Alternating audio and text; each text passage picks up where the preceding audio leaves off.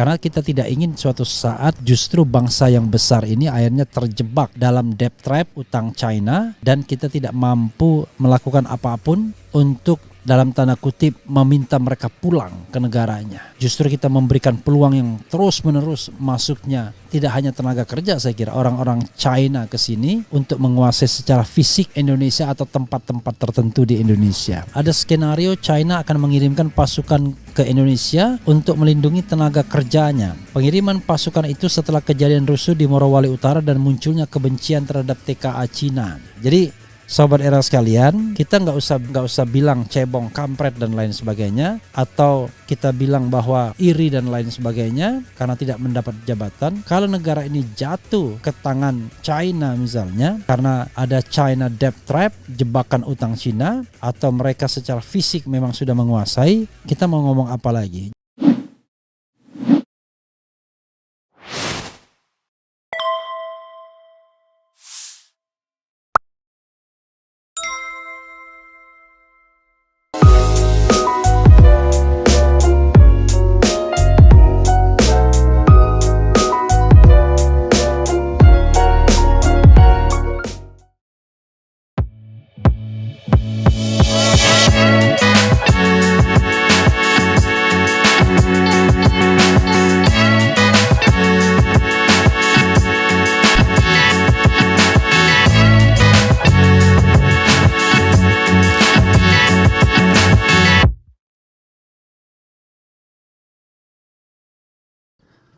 Assalamualaikum warahmatullahi wabarakatuh, Sobat RH sekalian.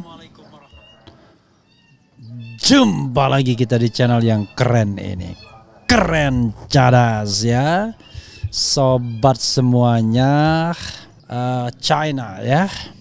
Saya mau bikin polling dulu ya. Apakah Anda merasa khawatir Cina akan menjajah Indonesia baik secara ekonomi maupun politik? Ya, saya mau melihat khawatir, B tidak khawatir. Ya, oke. Apakah Anda merasa khawatir Cina akan menjajah Indonesia baik secara ekonomi maupun politik? Khawatir, tidak khawatir. Ini penting Sobat Era sekalian ya, yaitu yang namanya China debt trap itu bukan isapan jempol. Itu sudah terjadi, it happens in many countries. Di Afrika Selatan salah satunya, tadi juga di Sri Lanka ya, di mana ada pelabuhan yang harus diserahkan kepada China, dan ketika negara itu tidak mampu bayar utang, maka disitulah Cina masuk. Dan sekarang kita tahu bahwa yang namanya pekerja Cina itu setiap saat masuk. Kita tidak tahu jumlah persisnya, tetapi yang jelas adalah kalau saya baca misalnya, bukan diberitahu ya, dokumen rahasia Rusia, salah satu untuk menguasai Indonesia itu adalah membeli kepala-kepala atau pejabat-pejabat atau pemimpin-pemimpin lokalnya. Jadi kalau kita misalnya bicara tentang bentrokan Morowali, kita harus lihat tuh bagaimana tanggapan penguasa lokalnya, baik penguasa sipilnya maupun penguasa militernya. Apakah mereka independen, berpihak kepada rakyat Indonesia, ataukah mereka berpihak kepada asing yang barangkali jangan-jangan ya, dalam hubungan relasi seperti itu mereka juga dalam tanda kutip menghidupi pejabat-pejabat atau kepala-kepala teritorial lokal tersebut. Ini yang harus kita pahami Sobat Era sekalian, karena bukan sudah menjadi rahasia umum kalau perusahaan-perusahaan tersebut biasanya punya upeti tertentu untuk pejabat-pejabat lokalnya. Ini yang kita harus pahami, bahwa penjajahan itu bisa dilakukan secara fisik, tapi yang paling canggih adalah ya non fisik. Nah, hanya bedanya kalau Amerika Serikat dia tidak deploy orang-orangnya, tapi kalau China selain ekonomi ya dengan meminjamkan pinjaman, dia juga deploy manusianya. Kita tidak tahu sudah berapa juta orang atau ratus ribu orang China. Kalau saya bilang China itu China dari negara lain ya, bukan suku di sini. Berapa orang China yang sudah masuk ke Indonesia, bahkan misalnya mereka yang mendapatkan KTP, bahkan juga dimobilisasi untuk pemilu dan lain sebagainya. Itu Sobat Era sekalian ya, sekali lagi, apakah Anda merasa khawatir Cina akan menjajah Indonesia baik secara ekonomi maupun politik? Kenapa? Ini bukan sebuah hal yang dibuat-buat tentunya, karena kita tidak ingin suatu saat Justru bangsa yang besar ini akhirnya terjebak dalam debt trap utang China dan kita tidak mampu melakukan apapun untuk dalam tanda kutip meminta mereka pulang ke negaranya. Justru kita memberikan peluang yang terus-menerus masuknya tidak hanya tenaga kerja, saya kira orang-orang China ke sini untuk menguasai secara fisik Indonesia atau tempat-tempat tertentu di Indonesia. Itu soalnya ya, seperti dikatakan tadi Putri Amin Rais mengenai debt trap ya, China debt trap. Mereka bikin yang namanya jalan sutra, mereka kasih utang kepada negara lain, Sri Lanka menjadi korban karena tidak mampu bayar utang tersebut. Jadi ini soal yang sangat serius, sobat era sekalian. Salah satu indikatornya coba misalnya lihat bagaimana pernyataan bupati, pernyataan Kapolda terhadap kasus di Morowali tersebut. Apakah mereka cukup berpihak kepada pekerja lokal atau justru sebaliknya memanjakan pekerja-pekerja yang ada di asing yang ada di sana. Kita bisa lihat tuh. Tapi yang jelas mengenai kerusuhan yang terjadi di Morowali, kita tahu bahwa tersangkanya orang Indonesia semua, pekerja lokal semua. Yang itu yang saya baca ya beberapa hari yang lalu. Mudah-mudahan kita tetap punya komitmen untuk menolong bangsa ini ya, tidak menjualnya kepada pihak lain. Karena bentrok di Morowali itu kan akar masalahnya bukan itu. Jadi akar masalahnya adalah pastilah kecemburuan, diskriminasi, penguasaan dan lain sebagainya. Kalau dulu tenaga asing itu hanya betul-betul yang skill labor, sebut tenaga yang tidak bisa digantikan oleh orang Indonesia. Tapi sekarang mulai dari pegawai kasar sampai pegawai tinggi itu dikuasai tenaga kerja asing. Itu soalnya sobat era sekalian ya. Dan mudah-mudahan ini menyadarkan pemerintahan kita. Saya tidak tahu apakah mereka terus happy dengan kedatangan TKA tersebut setiap saat sepertinya.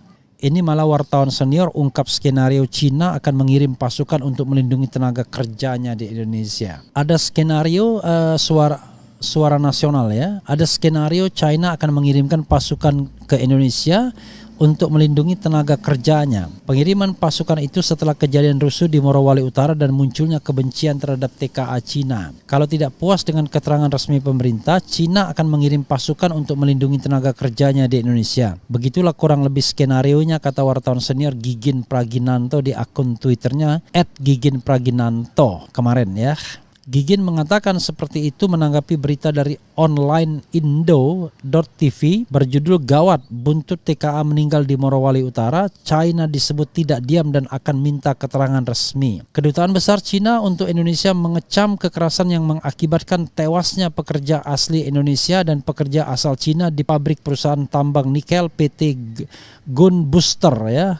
Nickel Industry, Gunbuster Nickel Industry atau GNI di Morowali Utara, Morut, Sulawesi Tengah, Sulteng. Kedutaan Besar China di Jakarta sangat mementingkan peristiwa tersebut dan mencari dan memverifikasi informasi relevan secepat mungkin. Berdasarkan pemerintah dan kepolisian setempat, segelintir penjahat menghasut peristiwa tersebut, kata Kedutaan Besar dalam pernyataan kepada wartawan Selasa. Kedutaan menambahkan hingga saat ini pegawai setempat dilarang bekerja. Aktivitas ekonomi dan sosial di sekitar industri sangat terdampak. Kekerasan ini, tambah kedutaan, merusak kepentingan mayoritas masyarakat. Kami mencatat cepatnya tindakan relevan yang diambil Departemen Pemerintah Indonesia dan pihak berwenang setempat untuk mengendalikan situasi dan memulai penyelidikan. Mereka menunjukkan tidak ada toleransi dari tindakan ilegal seperti itu dan bertekad menjaga kepentingan rakyat dan melindungi lingkungan hukum dan kepentingan kerja sama perdagangan dan investasi antara Indonesia dan negara lain. Kedutaan Besar menegaskan komitmen untuk membela hak dan kepentingan sah warga negara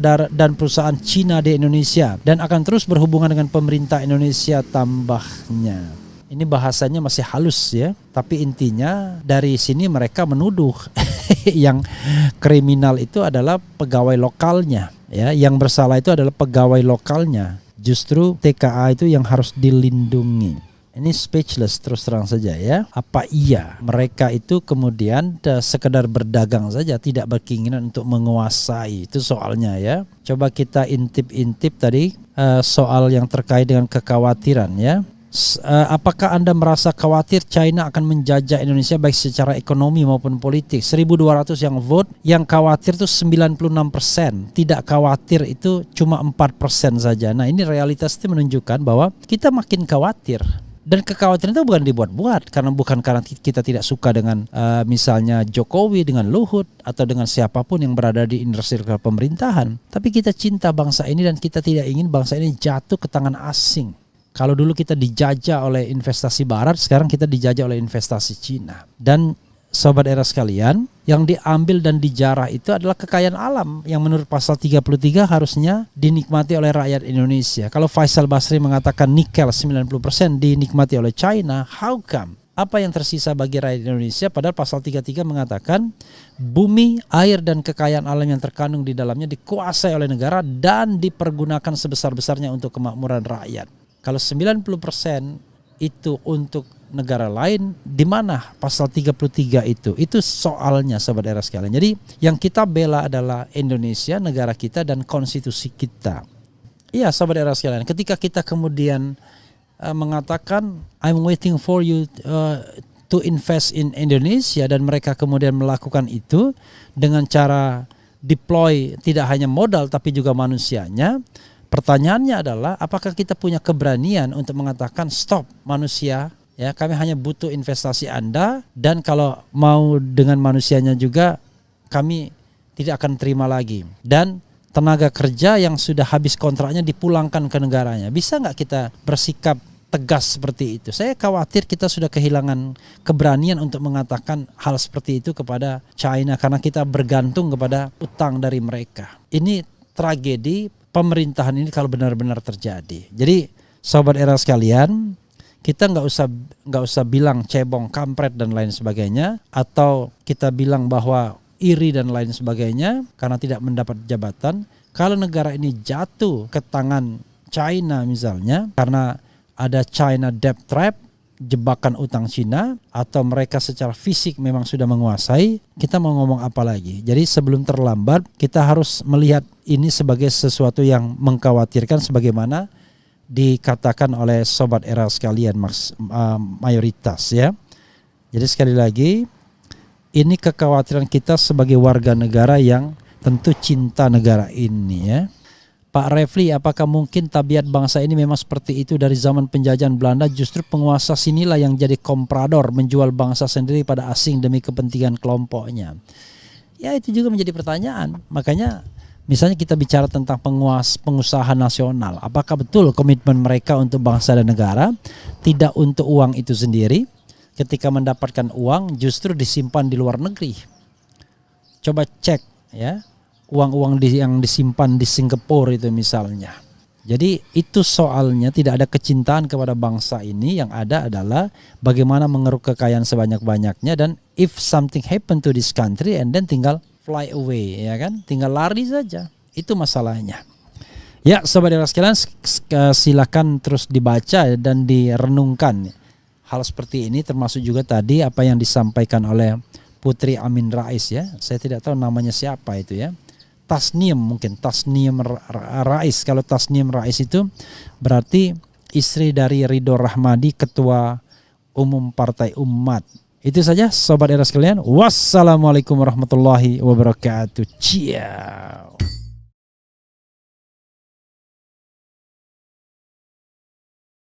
Assalamualaikum warahmatullahi wabarakatuh. Sobat RH sekalian, jumpa lagi kita di channel yang keren ini, Keren Cadas ya.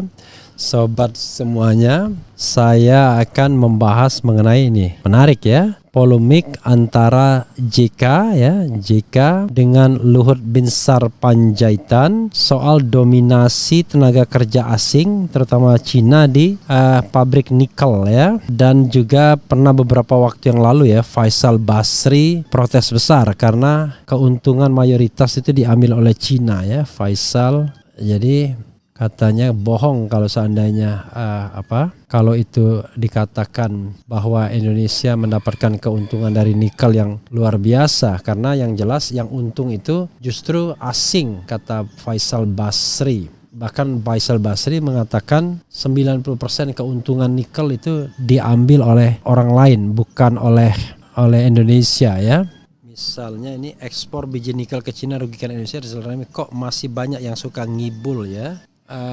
Jokowi sebut Indonesia dapat bonus dari biji nikel Faisal Basri, kebohongan luar biasa. Oke, coba kita lihat nanti ya perdebatan apa yang disampaikan oleh Rizal Ramli, disampaikan oleh Faisal Basri soal nikel ini. Tapi ini kita akan bahas mengenai perdebatan JK dan Luhut saling balas soal TKA Cina di pabrik nikel. Coba kita baca ya. Panas, Yusuf Kala dan Luhut saling balas soal banyak TKA Cina di pabrik nikel. Coba kita bacakan sebagaimana dilansir oleh kumparan.com ya. Jadi kumparan.com. JK dan Luhut saling balas soal TKA Cina di pabrik nikel. Mantan Wakil Presiden RI Yusuf Kala dan Menko Maritim dan Investasi Luhut Binsar Panjaitan saling lempar tanggapan mengenai industri pengolahan nikel yang masih didominasi oleh tenaga kerja asing TKA asal Cina. Bermula dari JK yang mengkritik proses pengolahan nikel di tanah air. Sebagai negara yang diberkahi tambang nikel, pengolahannya justru didominasi Cina. JK mengatakan dirinya ingin pengembangan teknologi smelter dikuasai oleh anak-anak negeri. Teknologi ke depan kita lakukan tapi tidak dengan otak dari luar, melainkan kemampuan diri sendiri, sambungnya. Lalu Luhut pun membantah soal klaim JK bahwa pekerja di industri nikel di Indonesia dipenuhi orang Cina. Dia berkata memang pada awalnya pekerja Cina mendominasi di awal pekerjaan konstruksi. Namun saat ini hal itu sudah tidak terjadi. Untuk membuktikan hal tersebut, Luhut meminta agar langsung mengecek ke lokasinya. JK respon balik Luhut ya. Oke, ini ada pernyataannya ya. Indonesia kaya nikel tapi yang kerja semua Cina dari daratan sampai tukang las. Kita bikin smelter, insya Allah tahun depan smelter pertama milik nasional akan beroperasi, kata pria yang akrab dipanggil JK di acara Makan HUT Kala Group di Hotel Kempinski ya. Enggak betul, waktu construction dulu awal tahun 2004 ya. Sekarang sudah banyak orang-orang Indonesia, pergi saja ke sana, kata Luhut saat ditemui dalam acara Demi Indonesia bersama GoTo di Ciputra. JK respon balik Luhut. Pihak JK pun akhirnya merespons kembali bantahan Luhut. Juru bicara JK Hussein Abdullah menyampaikan Kala dan Bukaka akan fokus menyerap ratusan tenaga kerja lokal dalam pembangunan proyek hidro serta smelter. Tenaga kerja lokal memang jadi prioritas Kala dan Bukaka perusahaan, di mana terbukti mereka mampu setelah proyek listrik hidro tersebut beroperasi dan diresmikan penggunaannya oleh Presiden RI Insinyur Joko Widodo 25 Februari 2022. Kata Hussein dalam keterangan tertulis. Hussein mengatakan bahwa Bukaka tetap memiliki pekerja asing, namun mereka beroperasi sebagai pihak supplier mesin yang bertugas menjaga kualitas mesin. Untuk barisan pekerja kasar, perusahaannya tetap akan memprioritaskan pekerja dalam negeri. Hussein juga menegaskan komitmen JK untuk merekrut tenaga lokal yang membedakan dengan pabrik nikel di Morowali yang dinilai masih dipenuhi TKA asing. Pihak JK menyayangkan dominasi TKA Cina di industri tersebut. Hampir semua pekerja konstruksi pabrik termasuk tukang las didatangkan dari Cina dan itu diakui sendiri oleh pihak Pak Luhut bahwa pembangunan sejak tahun 2014 seperti itu. Wah, berarti sejak Jokowi berkuasa ya. Kalau kondisi sekarang harus diakui sudah beda karena tahap operasional tentunya pekerja kasar tidak dibutuhkan lagi lanjutnya. Salah satu bisnis yang JK miliki di Kala Group yaitu ekosistem baterai kendaraan listrik atau electric vehicle. Salah satu perusahaan yang dibangun Kala Group adalah smelter produksi baterai EV yaitu nikel sulfat yang terletak di Palopo, Sulawesi Barat. Ya, sobat era sekalian ya. Ini tadi soal perdebatan antara JK dengan Luhut Binsar Panjaitan. Ya, persoalannya adalah kalau kita bicara tentang pabrik nikel ya, yang namanya pekerja Cina itu rasanya bukan mitos ya. Karena banyak sekali laporan yang mengatakan pekerja Cina atau TKA Cina ya, tenaga kerja asing itu berdatangan terutama di daerah Morowali ya, dan tentu kedatangan mereka melakukan dominasi besar-besaran. Nah, kita baru bicara mengenai penguasaan secara fisik. Tapi bagaimana dengan penguasaan secara strategis? Misalnya dari industri nikel tersebut atau dari pabrik nikel tersebut, siapa yang sesungguhnya menyerap keuntungan terbesar? Faisal Basri pernah mengatakan bahwa 90% keuntungan itu diambil oleh China. Nanti kita bacakan ya, Rizal Ramli juga misalnya mengatakan bahwa justru keuntungan terbesar diambil dari China, bukan Indonesia ya. Karena itu kita harus aware dalam konteks ini bahwa tidak hanya penguasaan tenaga kerja asingnya ya yang memang menurut saya menggelisahkan dan juga katakanlah memunculkan persoalan, karena tentu kita sendiri kan membutuhkan kerjaan. Dan apa iya memang semua pekerjaan itu sampai tukang las itu harus didatangkan dari China? Apakah tidak bisa tenaga-tenaga lokal, dan tenaga dari China hanyalah tenaga-tenaga yang memang betul-betul strategis yang tidak bisa digantikan oleh tenaga kerja lokal. Padahal kita tahu bahwa policy atau politik ketenaga kerjaan kita begitu ya, entah kalau kita sudah berubah sekarang. Jadi yang bisa dikerjakan di dalam negeri ya diutamakan tenaga-tenaga kerja dalam negeri. Tapi persoalannya kita tidak tahu bagaimana bargaining position dengan pihak China. Kadang pemilik modal atau investor kan bisa mendikte persyaratan-persyaratan investasi yang mungkin juga mereka mengatakan akan membawa pekerja-pekerja dari mereka ya mungkin dengan alasan macam-macam. Salah satu alasannya adalah ya memastikan proyek atau pabrik itu berjalan seperti yang mereka kehendaki, baik dari sisi kualitas maupun dari time frame pengerjaan misalnya. Nah, sekali lagi kita kan take it or leave it. Ada orang mau berinvestasi di kita, tetapi dia ingin mendikte kita, yaitu semua tenaga kerja dari mereka misalnya, kemudian juga semua mereka yang atur, dan kita cuma tahu beres. Setelah tahu beres pun nanti mayoritas keuntungan buat mereka juga. Nah ini kan menjadi persoalan ya. Sekali lagi nanti kita akan bacakan Faisal Basri dan Rizal Ramli soal nikel ini, itu yang paling penting. Karena kalau misalnya ya pabrik-pabrik itu yang bangun TKA, maka kesempatan ketenaga kerjaan berkurang jauh. Setelah tahap konstruksi selesai, tinggal tahap operasional yang pasti tidak membutuhkan pekerja lebih banyak. Tetap didominasi Cina misalnya, waduh menjadi persoalan ya. Karena itu memang baik juga ya mengikuti pesan Luhut Binsar Panjaitan agar memang dilihat sendiri. Ya sekali-sekali lah Menteri Tenaga Kerja melihatnya, membawa media ya untuk melihat bagaimana operasional pabrik-pabrik nikel tersebut. Lalu bawa juga ekonom-ekonom untuk memastikan bahwa kita memang pihak yang lebih banyak mendapatkan keuntungan, bukan seperti yang disampaikan Faisal Basri atau Rizal Ramli. Nah ini kan baru fair ya. Jangan sampai kemudian tiba-tiba justru dalam kerjasama ini kita rugi. Di tahap awal yang tadinya berharap menyerap tenaga kerja sudah dikuasai mereka, tahap operasional dikuasai mereka, keuntungannya juga dikuasai oleh para investor. Lalu Indonesia dapat apa? Maka seperti dikatakan Yoshihara Kunio, Indonesia cuma menjadi erzat kapitalisme semu, yaitu komprador, orang-orang atau tokoh-tokoh di sini bekerja sama dengan investor asing. Mungkin mayoritas keuntungan buat investor asing, buat negara asing, tetapi elit-elit lokal, tokoh-tokoh lokal itu kan tetap mendapatkan bagian yang kalau dirupiahkan secara konkret ya besar juga. Nah kalau di sini kita bicara tentang soal nasionalisme ya, siapa yang sesungguhnya nasionalis, siapa yang sesungguhnya berkhianat. Karena kalau misalnya kekayaan alam yang terkandung di dalamnya itu dikeruk mayoritas keuntungannya buat negara asing, dan keuntungan kecil diambil oleh komprador atau elit-elit lokal di sini, maka betul-betul bertentangan dengan pasal 33 ya. Bumi, air dan kekayaan alam yang terkandung di dalamnya dikuasai negara dan digunakan sebesar-besarnya untuk kemakmuran rakyat. Nah, itu yang jadi persoalannya sobat daerah sekalian, apakah betul ini digunakan untuk sebesar-besarnya kemakmuran rakyat ataukah digunakan sebesar-besarnya untuk kemakmuran konglomerat ya kan?